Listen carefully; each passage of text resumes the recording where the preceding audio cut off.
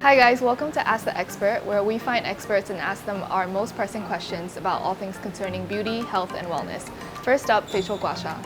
You've probably heard of Gua Sha before or even tried it at a TCM clinic, but there's also a derivation of this technique that you can try on your face. Facial Gua Sha has gained more popularity recently over social media.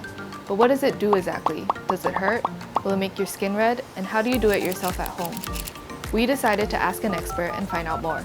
Gua Sha is a therapeutic method in TCM and it is widely used in Asia. By using a surface frictioning technique, we call it Gua, and the petechia and the beverage similar to millet we call it Sha, are induced. There are a lot of different forms of Gua Sha and it all depends on the practitioner's preference, and for the Gua Sha place comes in a lot of different forms. So for the benefit of facial Gua Sha, first it can help to release the tension of the muscle. So by pressing the deep pressure on the skin with the Gua Sha tool, it can get into some sticky or knotted area to release the tension. And second, it also can help to detoxification.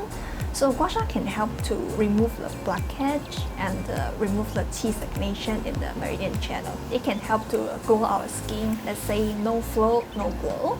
So Gua Sha, it can help to regulate the qi flow in our body and increase the circulation, resulting in dewy and glowing of our complexion. For the home facial Gua Sha, right, maybe we can separate in 3 easy steps. So for the first step, you should apply facial oil or serums with your palm on your face. And second, for the beginner, maybe you can start from the chin, then angle the Gua Sha tool at around 45 degrees to the ear, then from the cheekbone across, then along then to the ear, along the eyeball to the temple, and the last part is above the eyeball to the hairline. So just follow this procedure, and every movement maybe around 5 to 10 times.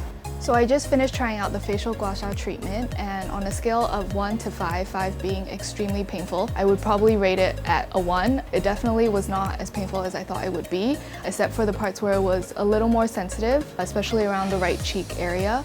And I would definitely try this again at home after learning all the techniques as well. If you want to try your hand at it yourself, you can just click the link below and get all the details there. And if you have any other questions or training treatments you want to see us try, just leave a comment below and we'll see you all for the next episode.